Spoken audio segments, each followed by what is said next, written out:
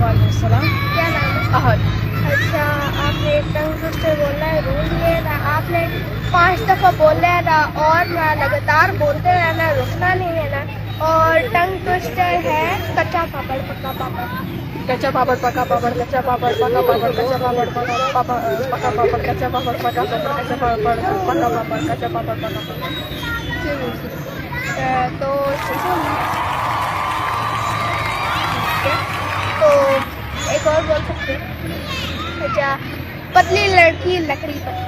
पतली लड़की लकड़ी पतली, पतली लड़की लड़की पतली। ये हालत हो जाता है ना, वो जुमले पे लफ्ज भूल जाते। पतली लड़की लकड़ी पतली, पतली लड़की लकड़ी पतली, पतली लड़की लकड़ी पतली, पकड़ी पतली लड़की लकड़ी पतली, पतली लड़की लकड़ी पतली, पकड़ी लड़की पतली, मिल गया लकड़ी पतली।